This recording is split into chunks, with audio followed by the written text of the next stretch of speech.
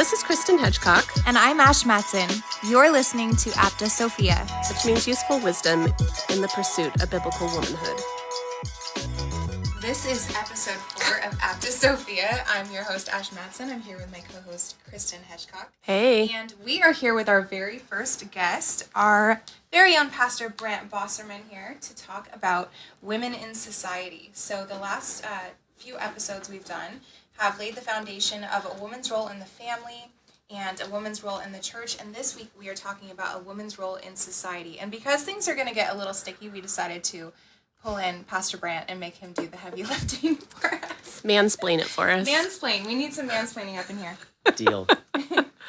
But before we get into the meat of the episode, we always have to start with the most important thing, and that is this week's Would You Rather question. So with Pastor Brant here being our honorable guest, I am speaking too close to the microphone. I just got you just gripped my head. Okay. All right. Well, now that we got that over with, here is our Would You Rather for this week, or for this episode, Pastor Brant. Would you rather only be able to speak in rhyme or alliteration? I'm going to have to go with rhyme. I just think there's so many more uses that I could put rhyme to that would be helpful and fun and enjoyable as opposed to alliteration. Like, you could just rap all the time if you could do rhyme. But alliteration, I almost feel as if you'd be making really annoying points all the time if everything were alliterated. In a way that it wouldn't be, it'd be more annoyance than you could kind of get into the I feel like you and I have poetry. had this discussion. Yeah. This debate. Maybe that's what I was offset. Okay, offset. Because the point you made is brilliant. Okay. I would immediately choose to be the most famous rapper on the planet. See, there you go. Yeah, you could rap battle anybody anywhere. And when you say choose to only, I mean, do you mean that I have a giftedness such that whatever comes out of my mouth is in alliteration and coherent, or it's a rhyme and coherent? Because I'm definitely going rhyme then. I like to think it's a superpower. Yeah. Because I would be sweating a lot more if I had to do either. Right. It would probably be good because I would speak a lot less, which is important. I talk a lot and I get myself in a lot of trouble because I talk a lot. So if I had to think, I probably wouldn't talk ever. I do want to give some points to the alliteration superpower, though, because I might suggest that's the more novel of the two. If I could make really good points in the course of sermons and arguments and debates that were thoroughly alliterated, I mean, my goodness, you would have to have such a command of the language to be able to do that. And again, actually make coherent points in a way that, rhyming, you can start to bend syllables or things like that, enunciate certain letters or combinations differently. And so there's a creativity there, but to really alliterate, I assume you're suggesting I can't change words and just throw a T at the beginning of a word that doesn't have a T to get something out there, but I'm actually using words in their well, that really is amazing. I'll say that. And for that reason, it would be so that's cool. The camp I fall into, alliteration, because I'm like, anybody can rhyme bat and cat and that, and that's easy. Yeah. Oh, I do. Every rapper is like, it's really, easy. Kristen? I don't understand why they make so much money. She's ready for her first rap battle, actually. She's ready. I'm so... Only I can't rap at all. It's easy. Yeah, so there is a musical component for sure to rap, but this, But I think that rap. Alliteration is a little bit harder because I'm like, you have to find a word that means the same thing, that makes sense in the sentence, that begins with the same letter, and that is so much harder to do. Super hard. I will say this as well. I assume when you say the rap gift or the rhyme gift doesn't mean that you rhyme the same word over and over again, which Kanye is absolutely notorious for. Oh, man. And it leads to the frustration of one who grew up in the golden age of rap in the early 90s. Because Kanye does that. He does it a lot. That he'll say one word, maybe rhyme a different word, and then say the first word again, or even just right in a row. I'm like, Kanye, how do you get away with that? I don't know. I don't know. And People think Like, he's a genius. I don't get it. Scott, I know. my husband, loves listening to would. his new. He would be And like, I'm like, he would be the guy that's like, he's a mastermind. yes, he does. He I says need it, you and to I'm Marco like, me later and tell me why he thinks that. Yeah. next. I I'm need like, his- you can't play this out. It's so good. I'm like, I'm sorry, Kanye, if you know. ever listen to this. I'm so sorry. I don't mean to be offensive, but He's gonna listen. Kanye West is gonna listen to He our might. podcast. Yep, he might, It you could know, happen. totally plausible. yeah, Yeah. he might. But Kristen, I I'll just say this. yeah, I enjoy some of Kanye's music, but I can't. I couldn't possibly put him in the same category as Tupac. I couldn't even put him in the same category as, to be honest with you, Bone Thugs and Harmony, which overlooked greatness of the era. Let me just put that out there. I have to send you a video from Kev on stage where somebody's trying to get him to speak in tongues. And he's like, just say what's it, just speak it out. And he goes, I don't know what to say. And then he goes, bo, bo, bo, bo. Exactly. Nice. And Nice. everybody. And there you go. And he's like crying. Right. Right. Yeah. I don't know. When Kanye dropped his gospel album, I felt for every Christian hip hop artist that's just been grinding for years and years and has amazing music that nobody knows anything about. Yeah. Seriously. But I cannot like get past the idea of you potentially rapping all of your sermons Mhm. or doing it with Mhm. alliteration. Yeah. I would definitely sneak in behind you and try to drop a beat There we go. while you're Yeah. Yeah. But there's also V for Vendetta. That's the thing that came to mind with the alliteration. I love that movie so much. Okay. And that first scene where he meets Evie and he comes in and he does his whole spiel and everything he says starts with the letter V. And it's Mhm. brilliant. Yeah. And But then- also with an alliteration, like not every single word has to be like with the same. It's only like two or more. So that also no, is like that's cheating too. it is not. It is the definition. I googled it. I appreciate the reference to Yeah. V for Vendetta, but I will Love that confess to you movie. that I cannot remember almost I don't any remember of that. the movie at Good. all. Go back and Didn't watch it again. resonate. Okay, It's well, brilliant, especially right now with Okay. everything that's going on politically even better. right now. All right. Okay. Yeah, and I didn't. Sorry, my husband's. I'm driving him crazy because I'm way too close to the microphone. Sorry. I didn't realize how connected it was to 1984 until I watched it this last time because I had read the book. I guess I can appreciate the point, except for that it strikes me as a little bit disingenuous because a major theme in it is the liberation of the same-sex attracted. And to be frank, when that movie came out, we were already in the zenith of, all of the cultural tides changing. So it just didn't strike me quite as bold, I think, as it was intended to be for, this cause that's suppressed or something like that. I mean, to be honest with you, the 90s and it did plenty of heavy lifting for that cause and that movement, so that I'm not exactly struck by the bold stances taken in it, which I would expect if you're going to have a movie that's about this sort of liberation from oppressive things. It just seemed like pandering to what everybody already agreed Right. with in the first place. So that always annoys me a bit, and so then my brain sometimes turns off after that point. So yeah. Mhm. Right. That part was hard. Mhm. And yeah, there were other parts too with the oppression of Islam and that sort of thing. But I think there's enough good in that movie that I was able to spit out the bones. Not trying to hate. I mean, Some just pretty big bones. But Yeah. it was good going back and watching it. I hadn't seen it in a few years. And Yeah. Ryan was not as riveted as I wanted him to be. I kept being like, are you Mm. watching? But all right, so that's it for this episode. But on our next episode, we're going to be talking about the following question: would you rather be stuck in a broken down ski lift, or would you rather be stuck in a broken down elevator? All right, so we're going to get into the episode now. We want to start just by talking a little bit about Pastor Brant. Can you tell us about yourself? Where are you from? Are you born and raised Washington State? Yes, I'm a Washington native. Basically, lived my whole life here in Washington State. Somehow managed to complete my many post-high school years in education in Washington State without having to move. So went to Northwest University, my undergraduate, which is an Assemblies of God, broadly, really evangelical university. Did my master's work through Fuller Theological Seminary Extension in Seattle, which I mean, it wouldn't have necessarily been my first choice, but I was pretty involved in my church in the Northwest at the time, and I managed to do my PhD work through the Welsh University of Bangor, or Bangor University in North Wales, and spent most of my time in Seattle when my advisor would drive out here, fly out here, and then drive out here because he'd always be southward of me, and he did the heavy lifting of moving around, and I only had to go to Wales for the very end of my PhD Yeah. Oh, labors. Yeah. That's cool. So what did you get your degrees in? Yeah, so my undergraduate is a double major in biblical literature and religion philosophy with minors in New Testament Greek and biblical language.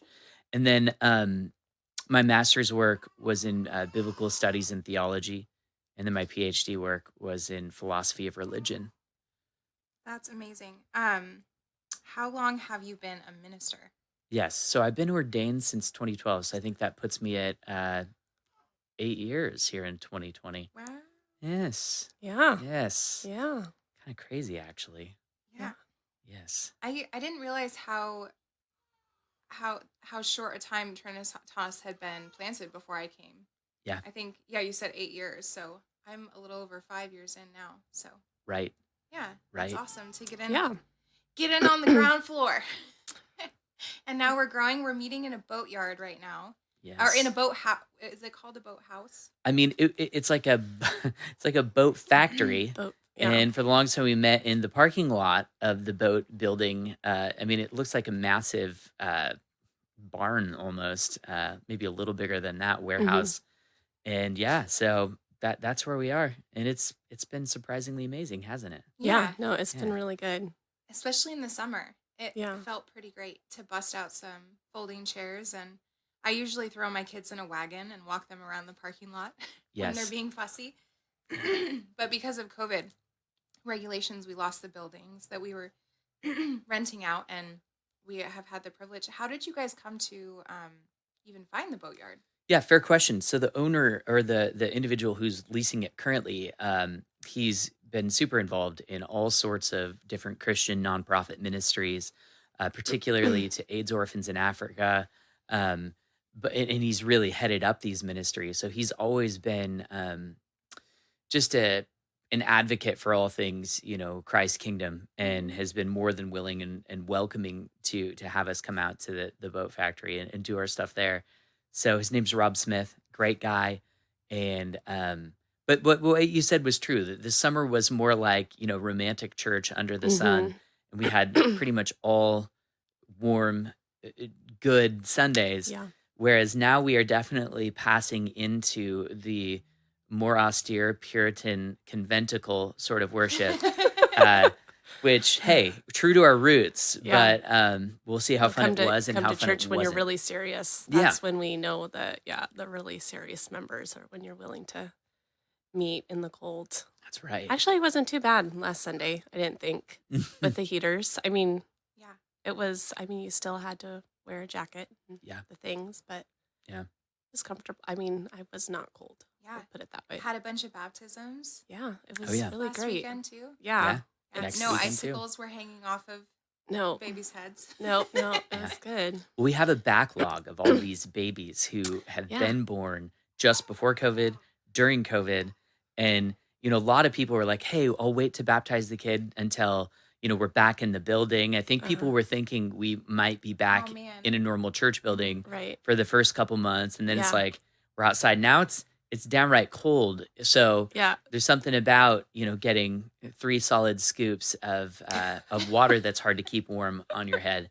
Yeah. And We'll It's bring true. a crock pot. yeah. Yeah, a little hot plate or Something something. I like really that. do think someone needs to bring a thermos this Yeah. particular Sunday, and we'll pour it in the bowl like halfway into the service, because it was cold last week, and we have some younger kids, Yeah. Oh, and it's gonna get real cold. traumatized them. Yeah, So when I got baptized, I was baptized in the middle of February in a horse trough outside. Ooh, that's hardcore. Yeah, Yeah. I was for serious about my baptism. Mm. At the church I was at before this, someone was baptized in the ocean in the winter. What? Mm-hmm. Up here? Multiple people. Up here? Mm-hmm. Wow. Yeah. All right, that's commitment too. That's commitment for Yeah. sure. Yeah. Polar bear baptism. Awesome. And then, Pastor Brent, tell us a little bit about your family. Yeah. So my wife, Heather Bosserman, I met her when I was 20 at Northwest University, and she's an RN. So this will be totally relevant to everything we're talking about as Yeah. as I pursued beyond Northwest University some 7 or 8 more years of school. Heather definitely helped Yeah. put me through school in those years, Mhm. or at least help me do so without incurring the sort of student loan debt that one would naturally incur otherwise. Right. And at the same time, I was still working and everything, but my point is, my wife has been a huge blessing to me. And so currently she teaches my kids. I have a small hand in that as my 2 older girls who are both 11. I'm their math teacher Monday through Friday. But everything else is otherwise Heather. And then my younger 2 boys, Augustine and Calvin. My girls' names are Nicaea and Chalcedon, and my boys are Augustine and Calvin. And they're the younger of the four.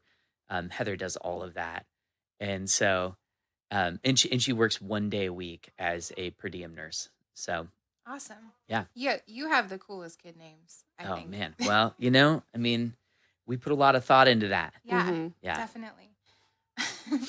So that's good. All right. So we had the privilege of actually going over to Kristen's house and picking your brain a little bit before this. So instead of just diving right into the questions that are specific to what a woman's role in society would be, we thought we would open with a few that are a little more general, because you had so many good things to say that might take people a little bit further than what we've been able to say in the last few episodes. So the first question we have for you is, what is the best way for us to approach forming the definitions of masculine and feminine biblically?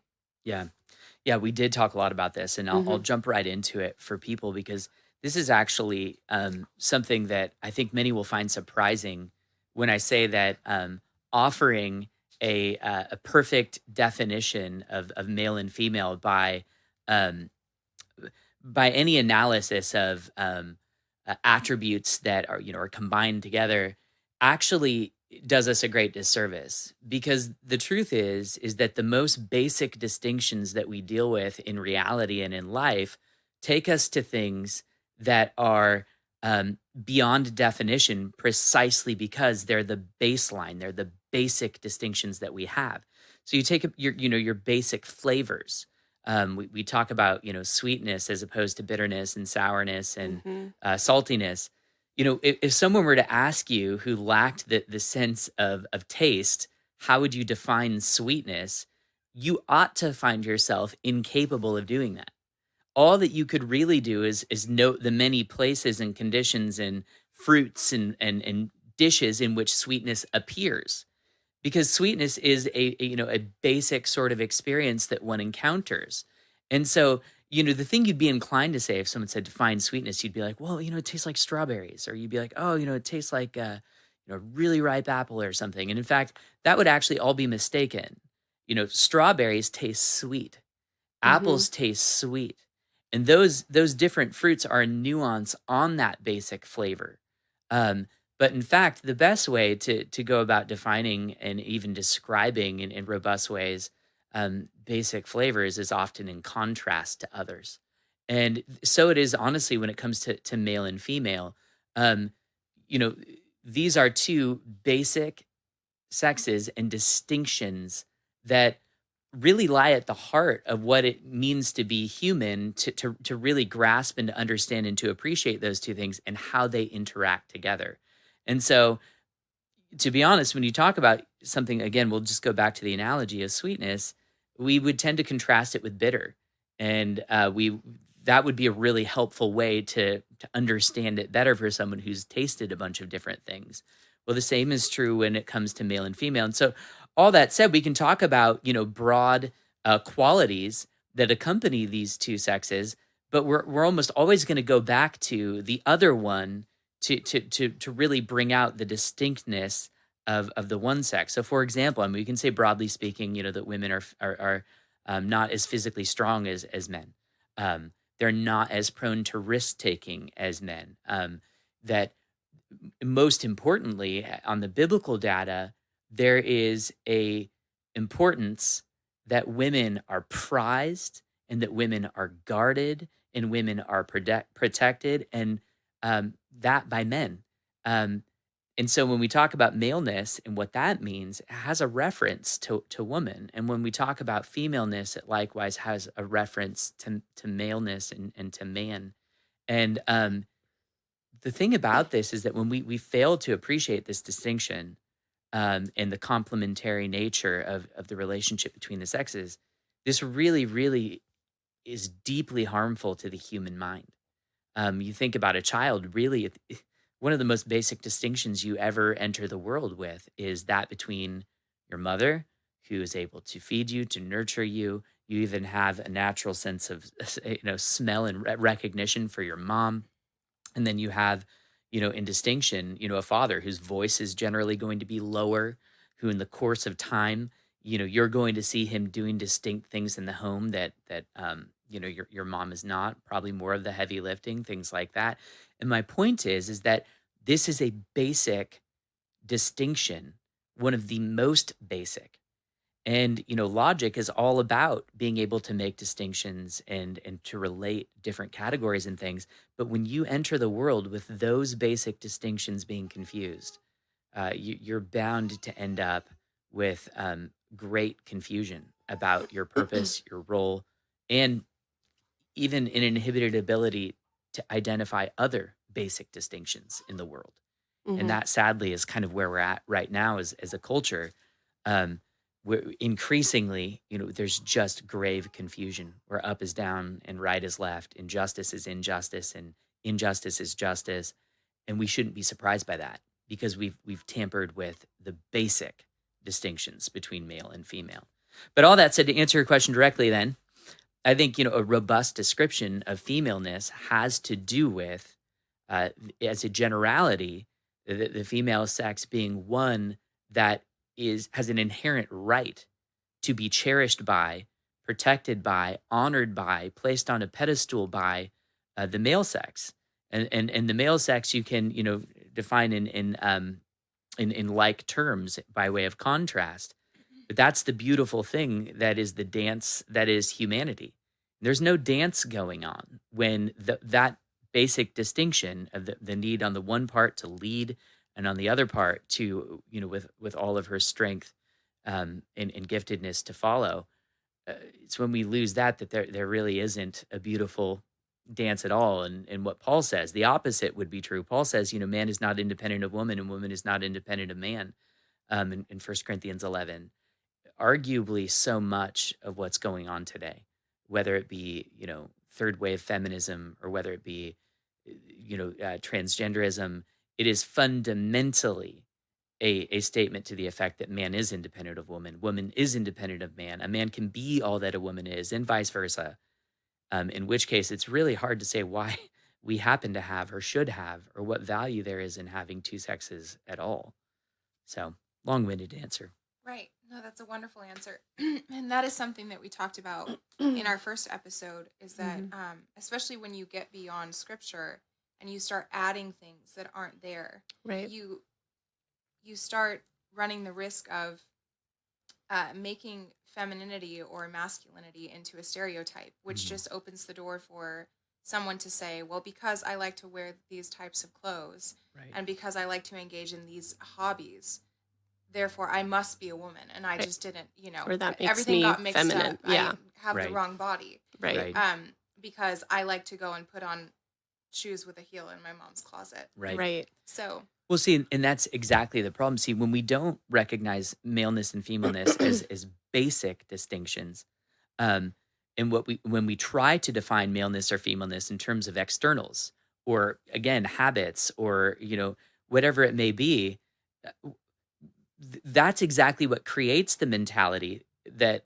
is prevalent in transgenderism. That if only I had different appendages on my body, Hmm. if only I wore different clothing, or if only I enjoyed frequenting different recreational activities, well then by the conglomeration of those things, I would now be a female or I would now be a male, as opposed to in the biblical scheme going, your gender is disclosed to you in the most basic of ways, and it has to do with the body that you've been given, and of course you could define that in terms of genes and other things as well. But it's fairly easy for people to tell which one they are, and then to go the the gender that accompanies that and that is tied to that is a calling from God Right. to be and to relate to the other sex in a specific way. Um, in the different capacities as a husband, a father, a son, a daughter, a brother, a sister, and a citizen. Mhm. It's a calling to pursue those things. Mhm. It's not about what my natural preferences may be. It's not about whether I'm just a super strong woman who happens to be physically stronger than some percentage of men. That has absolutely nothing to do with whether or not you have that basic flavor, you might say. Mhm. And because there will be those differences, and this will come to bear when we talk about things like women in society and what we would call the norm, and what we'd call acceptable, but different stations in life, and you name it. So yeah, we're ready to go there whenever you are. Yeah. And I think people add to these definitions, or create their own rules, their own laws, because Mhm. they're uncomfortable with the nuance. And Hmm. I'm one of those people that's tempted to go that way usually in life, just generally. But I think instead of it being a danger of it being too open, because we're not being so rigid Hmm. as to say, here's the list of what it means to be feminine, and this is the list of what it means to be masculine in externals. It makes it a little bit easier for us to see nuance and even see where somebody might be slipping into sin or slipping into being self-deceived Right. sooner, or maybe in a way that would fly under the radar because we didn't have those external signs. It Right. really deals with the heart. That's right. And here's the thing. I don't mean to downplay that there are objective things that are going to accompany your experience as a man or a woman, and frankly, rightly so sometimes, and sometimes wrongly so. Right. But we can put this out there that being as we are these basic flavors that have distinct relationship to one another, you know, part of what it means to be a woman is to recognize that regardless of how you present yourself or how you feel on the inside or what sort of gender you would like to identify with, regardless of any of that, God has designed mankind in such a way that you will draw out in normal circumstances from men a sense of sisterhood and a sense of daughterhood if it's an older man. Mhm. And you're going to, and even pursuit, obviously, from men, as men and women have been made to have an attraction to one another by and large, even if people reject that or don't feel naturally inclined to that. But that is going to be part of your experience. And there are similar things, with respect to being a man. There is still going to be an expectation of certain things from you, in accordance with the distinct gifts that tend to prevail among men. And so, I just think the other night, my wife and another woman in her school group were driving home late, and they got a flat tire and had to pull into um, grocery store parking lot. And so my wife calls me and she goes, well, we just called AAA to, come in. And I'm like, are you kidding me? I'm like, I'll come out and change the tire. And she's like, no, but what was funny to me is that it didn't occur to either of them that we could go out and change the tire. And I don't mean to suggest that they couldn't have, but I ended up coming out and changing the tire because AAA was going to That's be how I super change late. tires too. And my oil is Jiffy Lube. I know how to change Yeah. all those things. I know how Well, to get it done. and here's the thing: I would submit, even in the most progressive societies, that the same expectation is still there. And in Yeah. fact, that's kind of one of the impossible places that sometimes you're in it as a man. That on the one hand, you are to acknowledge no difference in terms of strength or just general skill set, and on the other hand, it is still very much expected of you. And it's the same thing with respect to women. I mean, again, we live in a society where on the one hand there is this expectation very often that you should be a career woman, you name it, and all of these things, Mhm. but there's still an unspoken assumption that you should still be more agreeable than Mhm. men are. You should still be generally more pleasant. Mhm. And I'm just going to suggest that attempting to erase these general expectations, um, it's almost impossible. But what we've done is we've taken the added burden of attempting to suppress those those inclinations, and it's really not pleasant for anybody. It's actually more of a burden for all of a society to pretend like these things don't exist, and that there isn't, there aren't these generalities that prevail among men and women. Yeah. So Ew. Scam likely. Mr. Scam likely. All right. So we're going to jump into a more controversial question on the surface that I think is a good one to throw at you in particular. So this is something a lot of women ask, and a lot of people sort of lord over women in a wrong way. So what does scripture mean when it identifies women as the weaker of the sexes? Is yeah. this a result of the fall or a part of God's original design? Yeah. Well, I mean, okay, so to begin with, it's part of God's original design, and I'll get into expanding why I would think that was the case. But I mean, first off, I think it would be pretty bizarre to suppose that there were two physiologically totally equal individuals that God made, and for some reason, woman fell harder so that she's physically less strong than men generally. I mean, that just that I guess I'd push that back on the other guys to say that might be the single most bizarre thing I've ever heard about the fall. That that women were by it somehow made, physically weaker than men. But on the front end, there's the physical strength aspect of it, and then furthermore, there's just again the strength that's involved in risk taking and what's generally associated with testosterone in general. I mean, the fact is, and honestly, I'm sure these studies have all been condemned as, hate studies now. Right. But Yeah. in general, young boys are going to engage in more risky behavior than women. And there's a sort of strength that accompanies that. And don't get me wrong, if misguided, it's going to be a grave weakness. You're going to become foolhardy and you're going to get yourself hurt and you name it. But that is part of what's being spoken of there. And with that, therefore, there's also a greater tendency to combat. And I'm going to submit that at the end of the day, what lies at the base of biblical prohibitions for women to take on the office of, for example, overseer or elder, is precisely that office is a combative office. That combat must be done, and that's going to shape how you view biblical office in general. It even comes to bear, I would note, and say, like, debates about women deacons. I, I'll just say this, in prepping for the PCA history class that I'm doing, I'm just reading just ages and ages of Protestant history, where literally to be a pastor is to break the law, engage in worship services, lead worship services that are illegal, to be the first to be executed when you are found out. Yep, go ahead. Yeah, exactly. Don't want that job. Yeah, well, see, that's what I mean. I actually think that we live in such an age of an insulated age. No Yeah. one going into the ministry, I would submit, even most men, had any idea that that sort of behavior, this sort of aggressive opposition, is going to have to take place. I happen to think, like, if we lived in a world where that were an imminent possibility, I just happen to think it wouldn't even be a debate anymore.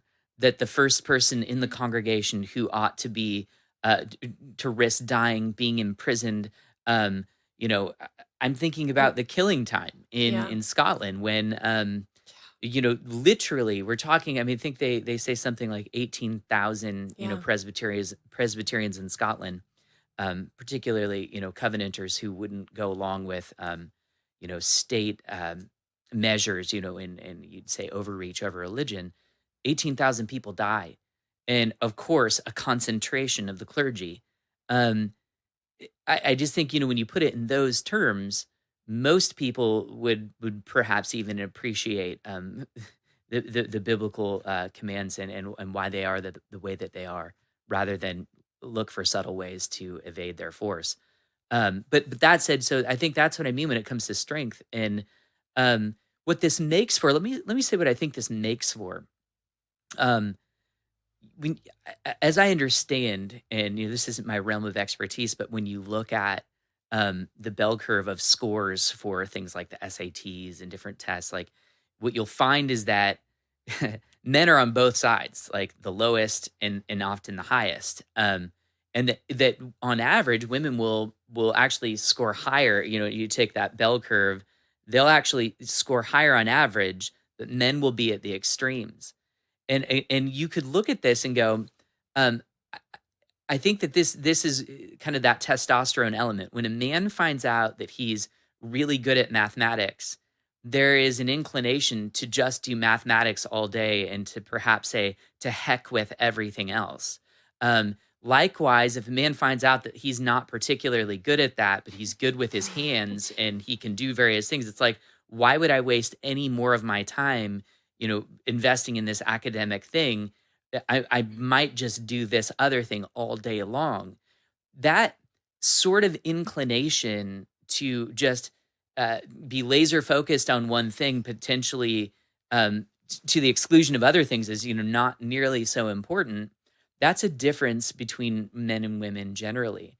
And the one, this capacity to multitask, I don't know, to have a podcast and be a mom of four children at the same time. And to try attempt to do those two things at once, and also make dinner at the end of the day. I mean, that is a difference between men and women. And here's the thing, they're both strengths in very meaningful ways. Right. But if you're going Yes. to ask who's going to likely have a concentration of strength in one skill Mm-hmm. set, again, not to the total exclusion of the other, because part of Right. being an administrator and a leader, and you name it, is to balance all those things well. But I would just submit, in general, that you ought to expect for there to be a harder punch in almost any field that a man directs himself to than to women in general. And it's not to say there aren't going to be exceptionally gifted women in different things, Right. but that goes back to a general difference between the sexes. And so I would say that those are the general sorts of strengths that come to mind Mm-hmm. and that I think are relevant in that passage. Yeah. And yeah, Boy, do I see that in my kids in terms of school. Whew. yeah, Boys and girls, totally different. yeah. And I don't know if your boys are the same way, or if you see this in your kids, but definitely see my boys are typically good in math, particularly, and and they absolutely cannot stand writing. Don't understand why they have to do it. It's just a struggle, but they are Yeah. done with math in like 10 minutes. They're just Right. but they're like, why do we have to? Oh, Right. yeah. Well, and see, here's the thing. I mean, this Yeah. is this basic observation that we're making. Um, it lies at the heart of. I think it supplies the more coherent answer as to why history often tells us a great deal more Mhm. about male figures than female figures. Yeah. If we're saying that the harder punch in a given field or a given, whatever it may be, aspect of life is often comes from men because that's how they're wired. Yeah.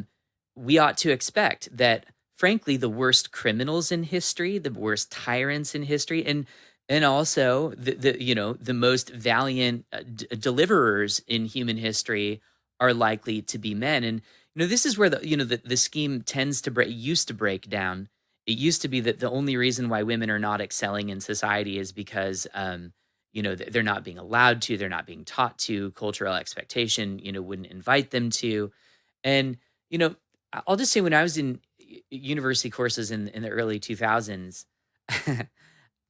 this was a compelling point to make at the time. I'd always go, well, you never hear people say that we will have balanced out society, not only when we have as many female senators as male senators or something, but also when our prison population is equally female as it is male. Mm-hmm. Um, Yeah. I mean, we should all ask ourselves, why is it that the male population, 10 to 1, represent inmates as opposed to female? And again, it goes back to the harder punch thing. Mhm. If someone's going to engage a life of criminality, the idea that it would be more aggressively, violently, and consistently pursued by men than women goes back to that distinction between the sexes. And so I would just go, yes, sure. I mean, human history might be the sort of thing where we find significantly more male heroes, but that's only because we find significantly more male villains. I mean, that's just the reality. Mhm. And I think it's that bell curve again. We'd say they actually equal themselves out. And this is where I actually am concerned about feminism in general, it seems to me that they've swallowed the pill of Friedrich Nietzsche and in general um, existentialism, that they're actually frustrated that the most exciting characters, whether good or ill, were men. And really, the aim is, and the idea of the good life is this sort of existentialist achievement of having been one of the most interesting characters, as if this is the criterion that women should be chasing. Um, to begin with, being one of the most interesting characters doesn't mean necessarily being virtuous, good, or Mhm. praiseworthy at all. Yeah. Um, and I actually, what I'm concerned about is that I think our young women who are falling into that trap, they're actually just, I hate to say it, they're falling into the trap of wanting to be Nietzsche's self-absorbed demon, as opposed to uh, anything particularly glorious or good by Christian standards or in Christian terms. Mhm. And it's tragic, really. Mhm. Um, because yeah, the fact of the matter is that when you look at male history, it is a tragic history, from the fall and Adam's blame shifting to Judas's betrayal of Jesus to Mhm. I mean there's just one good man of them all, really. Right. And so yep, but go ahead and we can move on if you want. Good. So the next question would be, how does our understanding of femininity, or even the way that male and female interact together and complement each other, how does that inform the way that we view a woman's role in the home and in the church and in society? And beyond that, do you have any encouragement in regards to the way that a woman's work in the home and in the church is impacting society before we even get into these more direct Yeah. In society. interactions Yeah, of within being society. in the Mhm. workforce or being in Yeah, civil government, that sort of thing? that's right. Yeah. Well, I mean, to begin with, the idea that a man is going to use what strength he's been given by the Lord, that is, we'd even just say relatively, whether physically or whether it be a matter of focus and concentration, as we talked about a moment ago, the way he's going to be using that is going to be shaped by the women in his household in the most remarkable ways.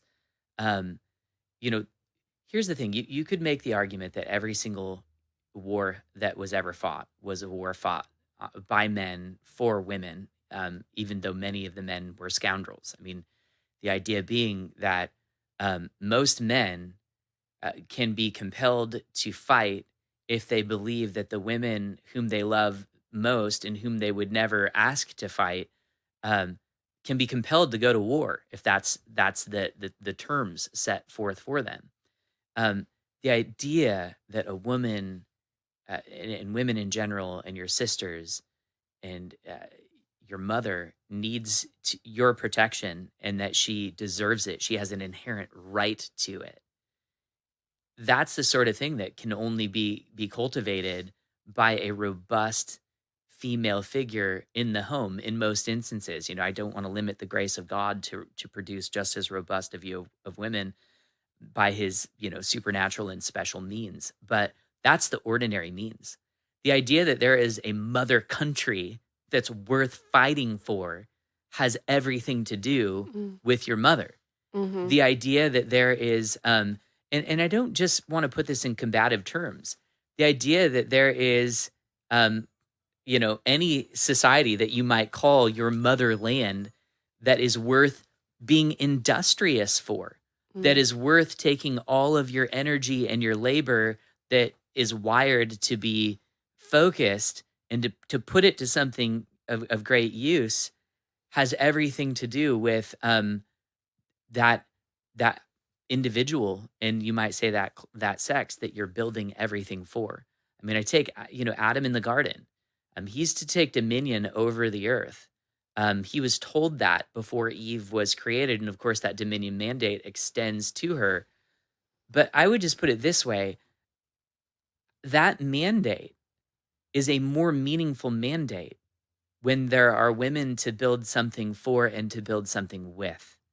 And that's more of a meaningful mandate when there's something to build and to begin, and a woman who is quite distinct from you to build upon it and to complete it and to beautify it.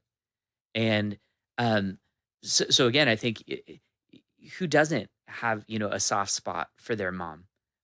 This is you're considered particularly sick and twisted if you don't have that for your mom.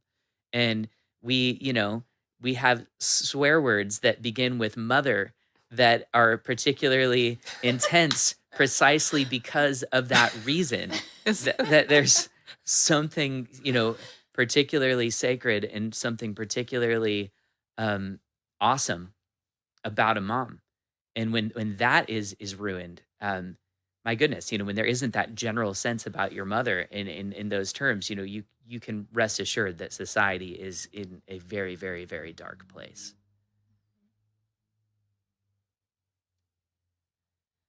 So, all right, we'll get into the sticky questions now. Titus 2, in Titus 2, we're told that the older women are to disciple the younger women and teaching them to be workers in the home. And so the first question that we wanted to ask you that is kind of a pretzel for some people is it permissible for a woman to be a member of the general workforce where her work is taking her outside, physically outside of the home? And if so, what is the best way for a woman to approach her work so that she can honor her biblical role in the family? Yeah. I hope this is a yes. Or else Oh yeah. his Yeah. wife and I are Yeah. be brought under church discipline right quickly. Yeah. Absolutely. So here's the thing, the sphere of the home is a sphere that women have an especial responsibility within. Mhm. This goes back to the difference between the sexes and the general strengths of the two sexes, but the idea that especially in a society that is labor based. I mean, I meant manual labor based.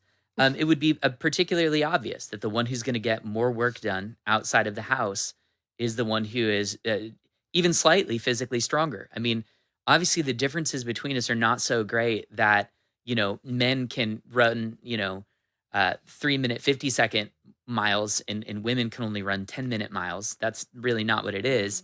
It's much closer than that, but it's sufficiently different that there's an obvious fruitfulness to have an economy where a man is the primary breadwinner.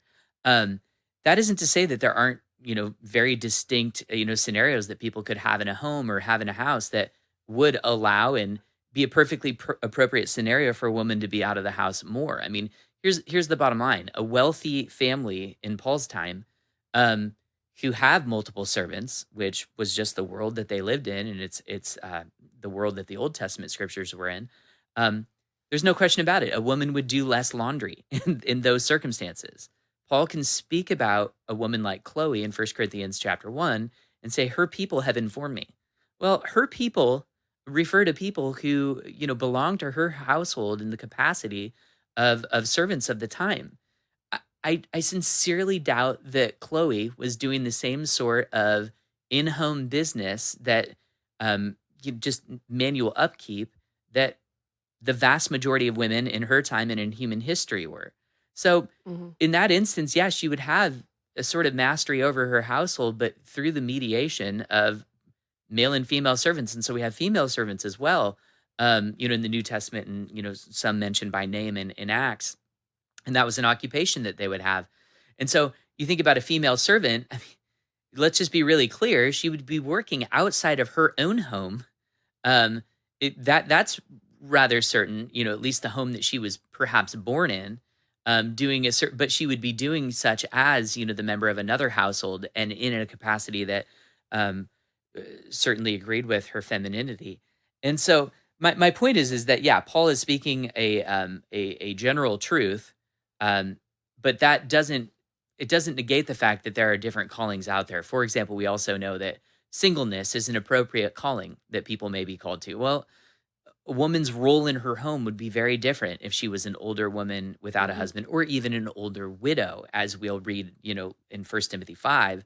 Um, there, these women seem to have a significantly greater function within the life of the church, and appropriately so.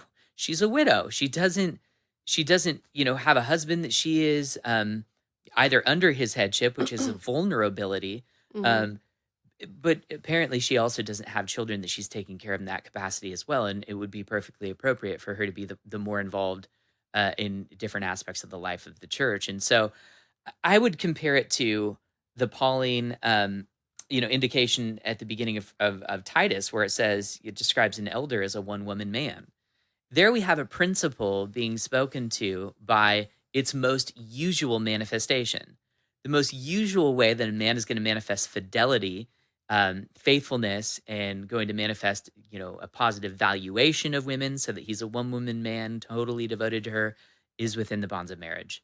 But Jesus is surely a one woman man. And anyone who doesn't get that he manifests the essence of that attribute has really gone off the rails somewhere.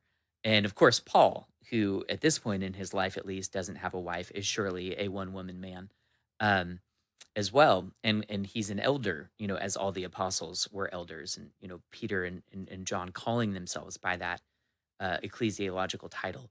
Um, so that's my point: is that often the Bible will speak um, about a general characteristic in terms of its normal manifestation without negating the reality that there are still diverse ways in which that characteristic can be manifest. Right. So, Can a woman be in a position of authority over a man outside of the home or the church? How do we approach the question of a woman even being in a teaching role with men learning underneath her? right. So, I mean, the obvious answer biblically is that she can, because, all the way back to the Mosaic legislation, you know, women could be parts of household that owned or employed servants. And that could even be, homeborn servants, which are servants who get born into the household by a permanent right of having, their ear nailed to the door of the house, and a whole ceremony, you name it. But the whole point is that they would be at the disposal of that household. And so we've already seen Chloe has people. We don't know if Chloe was married. Maybe it could be that she was married and she's the only believer in that household. And, you know, whatever indentured servants they had, shared her faith, and they do things at her disposal on account of the church. Or it could be that her husband passed, or I don't know. She was a single child who became the heir of her parents' property or whatever. It could be a ton of different things. But my only point is that there are obvious instances in which this is a case. And I mean, other examples would be the position of the Queen Mother throughout Israel's history. Numerous Israelite kings, their mother is named by name, and in the capacity of a chief counselor. It's a bit absurd to suppose that she didn't have the authority to tell any number of servants at the disposal of the king to do different things. Mhm. So we encounter this sort of thing really again and again, that some sort of authority is being exercised and that it's perfectly appropriate. Right. Kind of along the same vein, can or should women pursue higher education should they be so inclined? And if so, what's the wisest approach to determining when and what they should study? Yeah, I think this goes back to recognizing that part of the task of a woman, and especially in her calling as a mother and a wife, is that as a rule, she's probably going to be committed to more multitasking than her husband is. Mhm. And again, this just goes back to the usefulness of having one partner, and the wisdom and the calling of one partner providing by and large and protecting by and large, and the other party tending to everything else that the daily life of a family requires. Mhm. And so when you ask, should a woman pursue education? Yeah, I mean, I think it's perfectly appropriate, but with a view to it and an understanding of there being this multitasking reality that likely lies ahead for most women. And that out of a very healthy longing to be a mother and to Mhm. put to use this biological capacity that is unique to the female sex, that um, you know j- psychological studies in general will show that this is a really powerful thing in a woman's life. And so I think when we're talking about practically young women going, I'm going to pursue a highly technical field and career, one does need to, as a wise father and a wise mother, say, even if you don't feel this now, you should be prepared for, and you should plan accordingly for the likelihood that this is going to be a very serious aspect of your life at some point. And so, does that negate pursuing something with expertise? I don't think so. But there is an asterisk that a woman has got to take into that, Mhm. going, and this even just becomes a social reality as well. I mean, I'll just put this out there. I mean, in general, a woman who is highly educated, to be honest, Jordan Peterson's really adept at expounding these sorts of things because he's looked at it in much greater depth than I. Mhm. But it's very rare that a woman who's highly educated is going to be less educated than the man she's attracted to and wants to marry. And so there's that element of like the field of people that you are looking to marry in your pursuits of, higher education. It becomes more narrow for you by your own vetting process and by your own inclination. And they're just social realities that one has to take into this. And so I would say in general, it's going to be much harder for a woman to pursue a highly specified technical field of study and expertise, and um, uh, respond to and uh, let me say, responsibly manage her own sense of calling, which often manifests itself in the course of time to be a mom and to be a wife. And I'll just say it's often tragic when a woman has attempted to either say, I can have my cake and eat it too, Mhm. and I'll be a career woman with the same vehemence and vigor as my husband, and I'll be a mom. How can you actually do that with the same vehemence and vigor as your husband and also be a mom? When he doesn't have to be a person carrying a baby for 9 months, feeding a baby for another, again, 9 months to a year to, however long that continues. And even then, have the motherly instinct to be present as a nurturer for your children in their youngest years. Those those are the sorts of things that I think have to clearly be presented to our young women. And I Mhm. would just note, it's not impossible that in that context you still have a woman who pursues education in a certain direction, is really gifted and really good at it, meets a husband in the course of that, or even very near the beginning of that, who is, you know, uh, going, that route with her or similar to her. But I would just Mhm. know it is a more rare calling. Mhm. And I'll just say, even on the front end, sometimes people get worried with the idea that there's any exception, that some women might pursue expertise with, you know, uh, just an abnormal sense of calling. I'll just note, to even present the warning that I'm presenting would be a healthy alteration to the culture at large, because the fact is Right. the opposite is occurring. Women Mhm. are being told, you are not being all that you can be Right. Right. unless you Yeah. essentially suppress that desire, um, unless you recognize that unless you fight the fight with the rest of us because society's keeping you down and Right. keeping us from pursuing these Mhm. things. And honestly, I think it produces a generation of young ladies who are just bound to be miserable, Yeah. because that particular pursuit that's being described is not the normal calling of most women. So they Mhm. feel like a failure if they haven't, pursued this sort of expertise, and they're angry at the world. It's somebody else's fault. They're prone to shifting blame, Mhm. mad at their parents for not manifesting, more, you know, entrepreneurial womanhood, on the part of their own Right. mom. And it just eats up all Mhm. of these meaningful relationships in life that are supposed to help you guide this ship of your own life. Mhm. And so yeah, I think the robust realism and warning is in order, along with the acknowledgement that there's still much value in women learning in in a variety of capacities and ways. And I'll just expound on that a little bit. I mean, in the ancient world, if you're a woman who um, was impoverished and frankly, for whatever reason, could not get married, your work opportunities were pretty limited. The fact is, you probably would be in the capacity of a servant. Mhm. That's what you would end up as.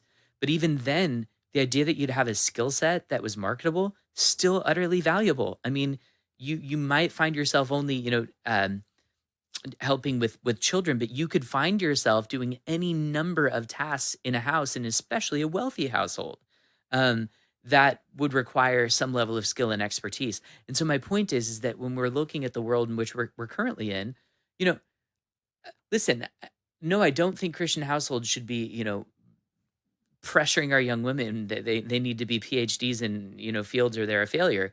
But there's absolutely nothing wrong with communicating. There's a valuable value in having marketable skills that can come alongside and Right. facilitate. And Yeah. you could be single for a season of life, and that yeah, Right. that's valuable.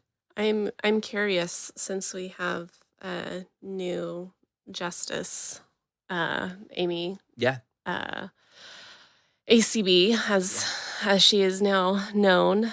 Do you think she helps or hurts the cause that you just yeah, stated? yeah. And how should we look at her, maybe perhaps in light of what you just said? Sure.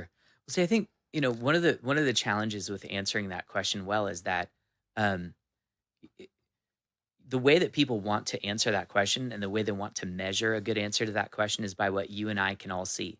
Right. And see, this is kind of the problem. The world has fallen hook, line, and sinker for believing that what we see, what history records, and what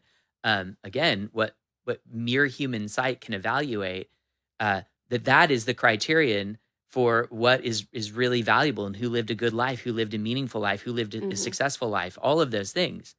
When the Bible tells us very specifically to not look at what can be seen, and so part of my answer would have to be me knowing Coney Barrett and her actual home life Right. and the state of her household and her children. And I Mhm. know the reports are all that it's wonderful and it's quite good. And I'm inclined to believe them Yeah. in general. But I also know that we live in a world that like puts people on reality TV shows because allegedly they're such amazing parents, and then you find out a year later that they, got divorced, and the whole thing Mhm. was just Right. a sham and it was a living hell or things like that. So I'm inclined to say, based on what I've uh, the meager acquaintance that I have with what's going on in her household, that they have children who are obedient and well behaved, and have something of a handle on life. I mean, Yeah. I say all that, as I understand, she's a Roman Catholic and all of these things, and trying to factor in what that means for me as a man who has great Protestant conviction. But She's all an that agent of the Antichrist. exactly right. No, not exactly. Yes, I'm definitely would be easier on her than that. But my only point is, In the Covenanter groups. yeah, They're all whizzed up. All right. yeah. But my point is that it would really require a sort of acquaintance with her household, Right. but my point is that in theory, I don't I don't think it's impossible that you could have a woman who has, such a legal brilliance and excellence Mhm. that she's capable of being in the capacity of a Supreme Court judge, and also capable of being an altogether present mother and nurturer for her household, and very importantly, someone who comes alongside of her husband and can meaningfully say, "You're the head of this household. Mhm. Your leadership of this household is of primary importance to my sense of calling in my life." And frankly, insofar as this calling as a Supreme Court judge uh, collided with that, I understand that my calling here is primary, and that might mean that I have to say goodbye to the bench and say goodbye to that career, Mhm. and maybe even sooner than later, maybe even before it becomes total chaos in this household. Mhm. And, as for in general, whether those two things can be done at the same time, I think, we look at, just past Supreme Courts, and we find the answer. We have Justice Ginsburg. Mhm. Justice Ginsburg didn't have that same burden that Amy Coney Barrett has. Mhm. And as I understand, the same is true of Justice Keegan. I don't think she's married to anyone or has any adopted children. Um, and so my only point is, you look at those two paths and those two callings, and they really had to be pursued for practical purposes. It would seem, without that added burden and that added stress. And so, I put that out there as indicative of the fact that she would most she would be the exception that proves the rule, that this is a very exceptional sort of calling, Right. for a Yeah. woman to have. That's what I was just going to ask is like, Amy Coney Barrett, is she like the standard? Like, oh Mhm. man, she hits the religion, she has all the kids, she's even adopted, Right. and she has a career. Like, that's like Mhm. the epitome of what being a Christian woman is. Or Right. is it really, well, she's kind of the exception to the Totally. rule. Well, and And that's how the should we thing. see her? People want you to answer that by evaluating Yeah. like how the fruit of their parenting right now, and it's one of those things where you go, how can you do that right now? I mean, that's a really difficult thing Mm-hmm. to do, and I feel like when you beat that drum too intensely, that this is the example of the woman who's done it Right. all. You could be setting yourself up for a great failure when you see everything fall apart. Right. And that's why I'd say in general, it's like to have such an intense calling for a woman. Mm-hmm. Um, I look at Amy Coney Barrett and say, I would be far less reluctant to simply praise, her position in life and all that she's doing. If she had, she was an empty nester right now, Mm-hmm. and all of her children were out of the home. Right. Yeah. Um, you know, that would even be a different sort of a thing. Sure. I'll say a few things, when it comes to the calling of a Supreme Court justice. I don't want to diminish in the least how weighty the decision making is that they're doing. Obviously, an entire nation is affected by it. Abortion policy is affected by it. Yeah. Money in politics is affected by it. These are extremely weighty decisions. But I will say this: the calling of a Supreme Court justice is also not even the same as the calling of, say, a president.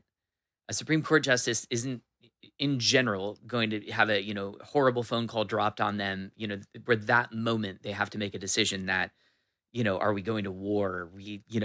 Are we going Right. to preemptively, or are we going to respond with Right. military force? That isn't the nature of the calling of a Supreme Court justice. Mm-hmm. They're going to go home at the end of the night having to weigh weighty arguments about a case, and they're going to have to deliberate over that for a long period of time. I would just say there are things about that are more conducive to the calling of a woman in a home than, again, the sort of calling of a commander in chief, Mm-hmm. and this sort of reaction time Mm-hmm. that they're going to have to constantly be engaging into things that is more becoming of her office and in being at home. Did you guys know what she was doing before she got tapped to be a Supreme Court justice? Like, was she currently I don't know. operating in the capacity of a judge? I'm just curious. I believe so, I but I would yeah. have to do some more research before I answer that definitively. Yeah, I don't know either. I mean, again, without diminishing that, it's has great pressure, the calling that she's under. So Mm-hmm. there's that sort of burden. I do think it's significant that it's not the sort of thing that requires the sort of reaction time Mm-hmm. that other official capacities, even a police officer, might have. Right. But yeah. I feel like some of the answers that she was asked to give, they had to qualify with. We know you can only disclose so much in your answer because of the position that you currently hold. Right. Yeah. So I They do think that refer to she- her as honorable, which I Yeah. think is a judge title. And I'm curious too. So there are some people in Christian circle on my little Facebook group that I'm involved in. Said I was actually quite divided. It was really interesting to read, but so there were some people that said no, absolutely not. She should not exercise any kind of authority over any man, Mhm. and basically like her husband is leading her. And then there were other people that were likening her to to Deborah, the judge in the Old Testament. Sure. So do you think that is a adequate or satisfactory example, Yeah. like comparison? Well, I do, but I would just note, the whole book of Judges is about unlikely heroes. I mean, that's what the Mhm. book is about. And I think to not notice that and to not bring that to bear, because the question you raised earlier, again, is this what we should prop forth as this is the ideal or something? Right. The whole point of the book of Judges, you look at all of the judges, they're actually the ones that insofar as we know anything about them, they're all kind of weirdos that somehow end up, and well, there's a rhetorical message to it that, Yeah. the Lord is using unlikely means to deliver his people, to let you know that he's delivering them, Mhm. and that it's not the mere ingenuity and skill of man in these. And it's almost always that it's undeserved. It's like, where did this guy come from in a nation that's otherwise worshiping other gods, and you name Mhm. it. So whatever it might be, whether it's reducing, Gideon's army down to, just the 300, and then, especially those who pant and lack physical strength, or whether it's Jephthah, who's an outcast, who for Mhm. some reason the people call upon him, seize upon him. Um, that kind of is the picture of the time. But I would note a few things about Deborah that's really important. It's not an ancillary detail that it says Deborah, the wife of Lepideth. That is, they let you know she is a married woman, Mhm. and that she is she's actually not neglecting, what would be a normal calling to be within the boundaries of marriage. That Mhm. her husband is known. He's Mhm. not a no name. And when you talk about the wife of noble character, and it's this, it says that her husband is of, in Proverbs 31, that her husband is an elder at the gates. I mean, the idea being that her nobility necessarily leads to not her husband being, essentially a nobody, but a man who's well respected. That's implicit in that description. And the other thing that we know about, of course, Deborah, is that she's a prophetically gifted woman. Yeah. Um, and that again, I mean, this is an area of grave confusion when people start talking about biblical office and Right. the calling of prophet. Um, the calling of biblical prophets shouldn't be taken to inform us at all. I mean, who should bear official offices in the church? Um, the whole concept of a prophet is that the Lord Himself is speaking. That person's words are the Lord's words, and that sort of speech can come from anyone, and even the most likely sources. Sometimes to let you know that it's God, and not mere man. So, Mhm. for example, in the Bible, children prophesy. A young Samuel prophesies. That tells us nothing at all about whom the office of pastor should be open to. I mean, what a ludicrous conclusion. I mean, I donkeys was just gonna say, speak I'm pretty prophetic sure there was a words. donkey in there somewhere. That's right. They speak things that men don't. And the whole Yeah. point again is that this is not meant to define for us, who should have a biblical office. Again, unbelievers like Balaam prophesy. This isn't supposed to inform us about biblical office in the church. But my point going back to Deborah with respect to, exercising, judicial decisions.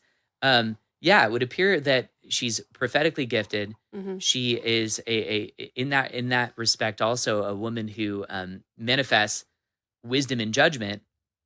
And it says that Israel comes to her. It's important that it says that. She evidently is not on a judging circuit like Samuel was. Mm. And Yeah. this again speaks to a difference in calling that pervades the entire Bible. To be honest, that again, yes, she is something of an unlikely hero. She is exceptional Mhm. in these respects. She is a woman married to a husband who is who isn't simply a no name, Mhm. and so when you put those qualifications on it, yeah, we could notice similarity, but then again, the similarity would be that these are two women with exceptional callings. I I almost hate using that word exceptional because I'm using it in a way that emphasizes exception. Right, outside the norm. Unfortunately, I Right. think what the world hears and what our young women are being trained to hear is that um she has a really good, great, glamorous, Uh-huh. Right. Awesome. ideal, awesome Yes. calling, Uh-huh. Extra special. extra special, Right. and that makes her somehow, better than everyone else, and that renders, the calling Right. of most women, or heck, for crying out loud, most men, Yeah. unexceptional, and Yeah. in that sense of meaning great and valuable.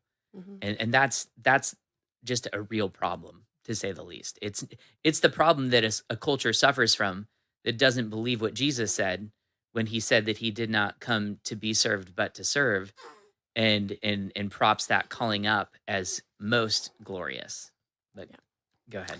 Yeah, this all kind of segues into the next question too, because Deborah's used as as a biblical example for women in combat, Mhm. or Civil government. civil government, or military, or other forms Yeah, of a combative type role. So where right, do you think that women could hold positions, and if so, like what capacity? Are they just absolutely unable to, right. or Well, I mean, I think the I feel first like thing there's to note degrees? Yeah. about Deborah, I mean, it would be a bit baffling for someone to point that out as, somehow validating women in combat when the whole point of the story is that she's a rather exceptional judge in that, unlike all the other judges who are military deliverers of Israel, this judge is not a military deliverer. Mm-hmm. Quite to the contrary, that's Barak's responsibility. Right.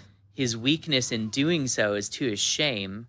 That's not, a mark of, and the fact that he won't do so without, her presence and blessing, it doesn't make her a combatant, but it does indicate that, part of the reason we're in this situation is that Israel is a people that is is not being led by the by the men who are supposed to, especially in combat.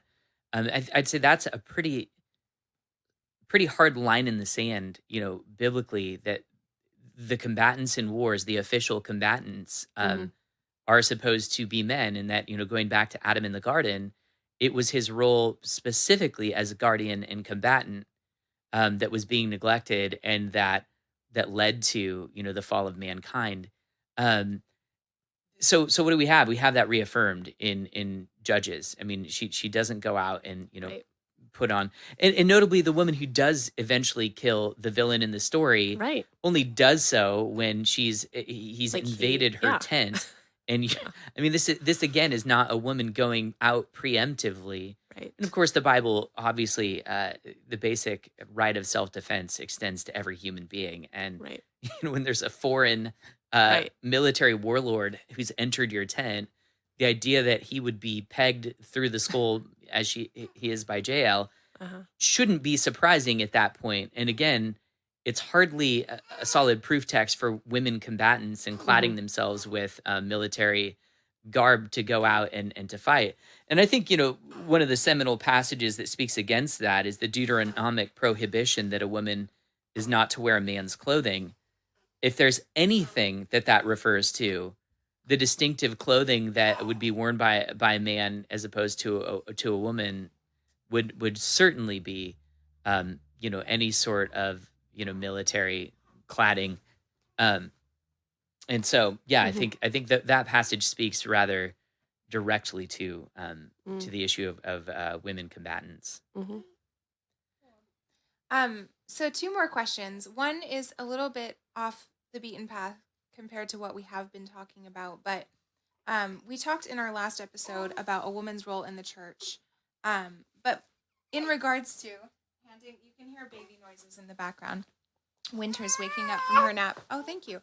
But in regards to a woman engaging in evangelism out in society, um, beyond the bounds even of personal relationship, let's say a woman actually going out to go and confront people in society with the gospel. Are there differences between a woman's role in evangelism in that really direct, open way and a man's role? I know you were talking about how the role of an overseer or an elder is combative, and it made me reminded me of a conversation you and I had about this very thing. So I thought I would ask you about that. Yeah. Yeah. No, that's a great question because no one disputes that there's a general call. I mean, that's what theologians call it, a general call that belongs to all Christians, as we are, a priesthood of all believers to bear robust witness to Christ. Um, so, I mean, even when Jesus is sending out the 10 in Matthew 10, um, he's instructing them for the combat that lies ahead. He's instructing them about how they're going to be reacted to negatively and with hatred and violence and being, brought before courts and kings and you name it. But in the course of that, Jesus speaks a general calling to everyone. He just says, "He who," I mean, this is a he whoever, a whoever loves father and mother more than me is not worthy of me. And again, he's going to say, whoever does not confess me before men, everyone who confesses me before men, I will also confess him before my Father who's in heaven. But whoever denies me before men, I will also deny him before my Father. So I want to affirm the general calling that we all have. We all have a calling to bear witness to Jesus Christ. And that's something that we've got to stick by. Um, Now, when we talk about the intentional going out into a society to share the gospel, I mean there are gradations there that we I think have to distinguish. Are we talking about going out and giving someone a tract? Um, that is something that does not strike me as particularly out of accord or uniquely combative necessarily on the part of a woman. That either conflicts with the calling that she has from First Peter chapter 3 to let her witness be married to a gentle spirit and all of these things. And in that respect, I don't think that you're outside of the boundaries of the general calling of a woman, or the general calling of a Christian. That could birth some apologetic discussion and question and answer, also not particularly surprising. But I do think that when it comes to pressuring, let me just put it this way, really putting the pressure on and, really engaging in the knockdown sort of a debate with a man, I do think that we're approaching something more like an evangelist at that point. And again, given that this biblical calling of elder pastor, which again is even a general term that the apostles themselves embrace for themselves, as you're approaching or veering into that realm, um, I think you're making rendering things both confusing for the people that you're talking to and potentially dangerous for the women involved themselves. Because yeah, there is a great spiritual weight of battle that one is taking on at that point. And there's even an interpersonal and emotional element of that battle that one's taking on at that point that I would say in general is a dangerous place for a woman to be outside of her, the leadership of the ordained clergy and her husband. And so those would be my qualifications going into it. And I think if a woman is engaged in that sort of apologetic that really becomes heated and combative, yeah, there's real wisdom to actually be at that point with a man of the faith, who can take up the whole, can take up the exchange at that point in your general witnessing, track sharing, question and answering. Um, I think that there's great wisdom in that, and I would commend that to any woman who's interested in those sorts of things. Right. I've seen this kind of overlap between the church and society there where the lines get a little blurry, and either women put themselves in a position to kind of scratch that itch that they have to preach that they're not able to scratch within the church. And they may even believe, well, this isn't the place to do it.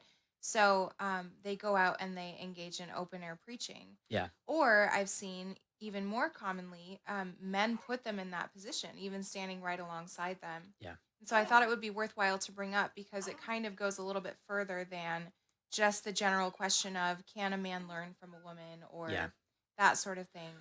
Well, totally. And what's unfortunate about that is that one might think that they're kind of dotting the I and crossing the T of what the word has called us to not have ordained, women pastors. Um, and think, I'm honoring that and I'm preaching in open air and whoever hears me.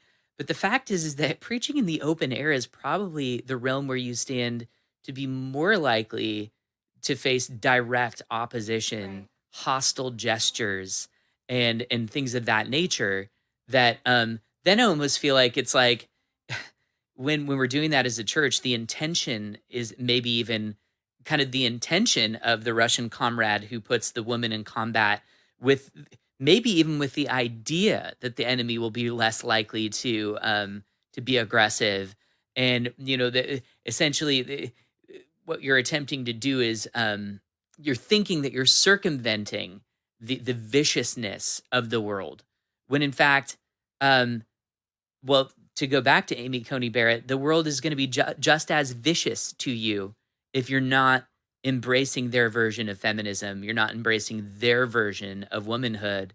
And yeah, it's the bottom line is it's really crushing. And I just put that out there because I think, one of the realms of dispute very often now is, whether we ought to have, women deacons, in the church. And again, I think this question is often approached with such naivety about the office and, the presumption we're talking about leading in service and helping people. I'll just tell you, in our ecclesiology in the PCA, our book of church order says that when you don't have elders, the responsibility of the elders, devolve upon the teaching minister. You don't have deacons, well, the responsibilities of the deacons devolve upon, you know, the elders, and if not the elders, the Right. ministers. So there was a time when I was the teaching elder, the ruling elder, and the deacon of Trinitas Church, not by choice, but by being a church planter.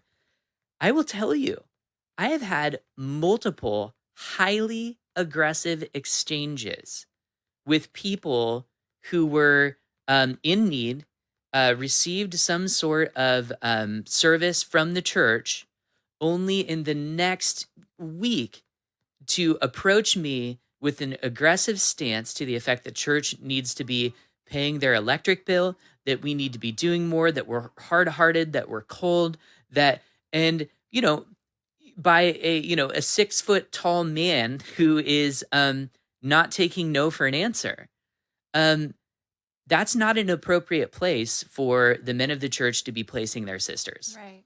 And, again, I think, looking at, the Old Testament, precedent of, you had female temple attendants. I mean, it's where we get the concept of a deacon assistant. They would assist in these actions, and that's perfectly appropriate. But as to who is bearing the brunt of responsibility, answering for that ministry and why we are doing and maybe not doing what some apparently needy people are asking for, that's where I go, I mean, that sort of question. And I'll just tell you, for me personally, as a pastor who loves my congregants, loves the stranger who comes into the church and wants to see them served, um, you know, with the rich sort of Christian service that Jesus paved the way for.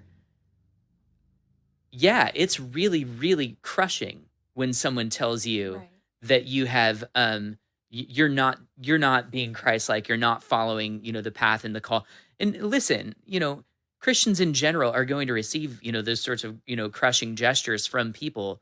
But here's the thing, to bear an office where, or even to put yourself in the position of a street preacher, you name it, where you are taking crushing verbal blows on a Mhm. regular basis, that's the sort of a thing that I don't count it loving at all for men in the church to open that door for women, because either it's something that they've asked for or that they want, because the fact is that saying yes is not always a loving gesture.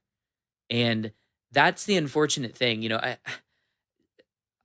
I'll just relate it this way. I've had the conversation about women pastors so many times, and I've so many times heard that conversation, uh, in spite of all of the biblical passages and precedents and grounds for not having ordained women clergy.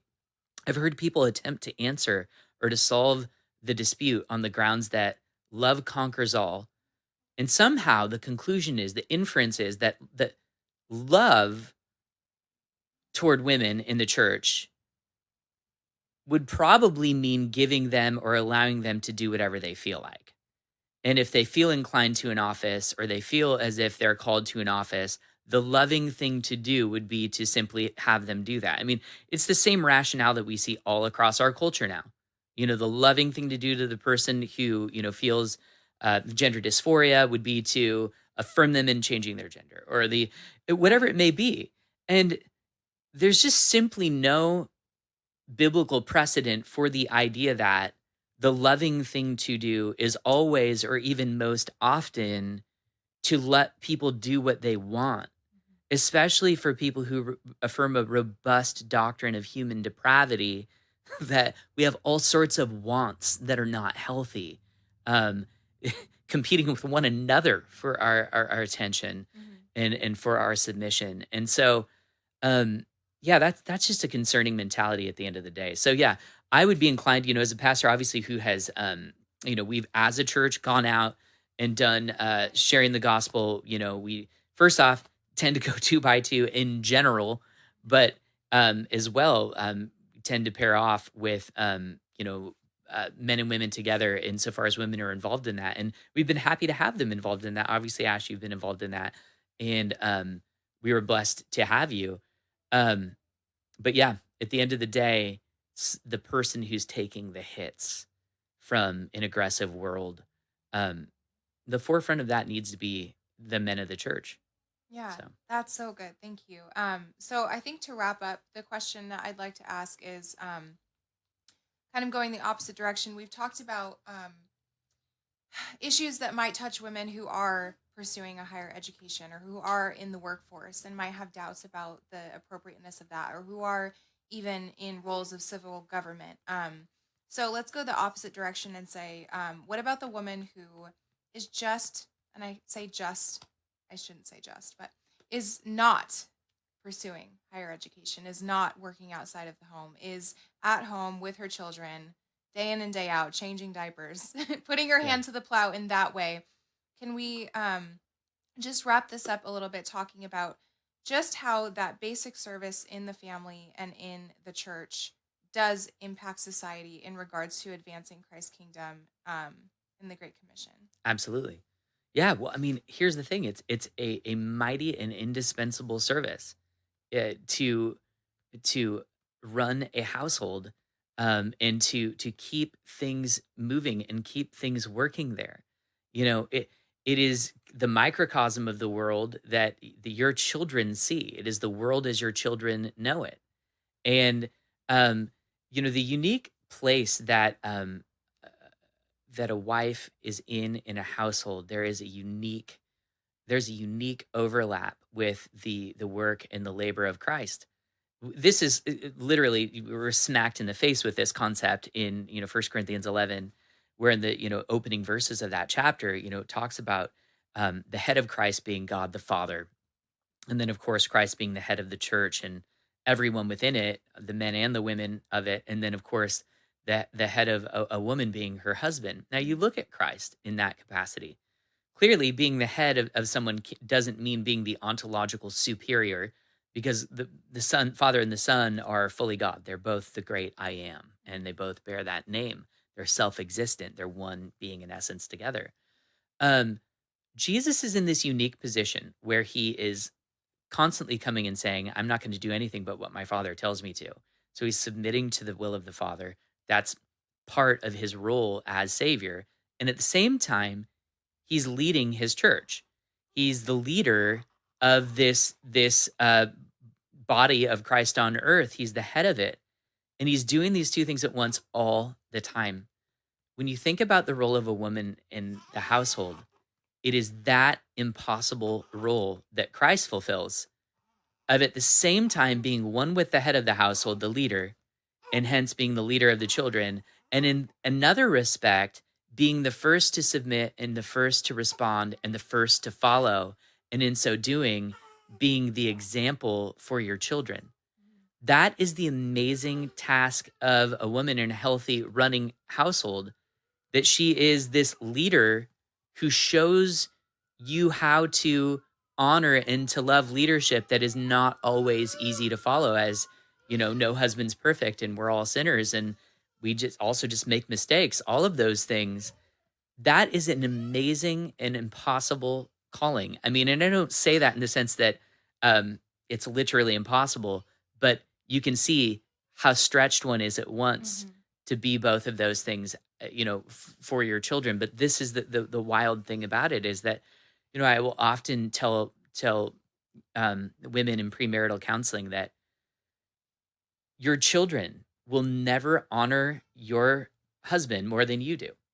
It's just not going to happen. Like, when you consider how your daughters are going to react to their dad's leadership in those fairly universally harder years of, adolescence to teen to young adulthood, you are the gold standard for how they will do that. You're the gold standard. The tones of voice that you have, the the gestures, whether you just are, you lose focus the minute your husband starts saying something you don't want to hear. I'm just saying that task right there, while, again, working hard and laboring hard in all of the matters that require your attention as a wife, is profound and amazing and intense. And and it's not just, I'm not just talking about those teen years. I'm talking about the whole existence of your children and their capacity to honor authority, and when they disagree with it and when they have to offer words of wisdom that, are contrary to decisions that are not biblical or for whatever reason not wise. And, a wife of noble character has a calling to be wise and to be a voice of wisdom, that your kids become citizens and church members and spouses who can do that. Because whose calling in life doesn't require that? Mhm. Like, what young person doesn't have a boss in a job who's kind of a jerk with labor that they don't particularly love? How is that not the basic calling of everybody's first job ever? And again, a mother who can do that with this sense of like, this is a light and momentary affliction.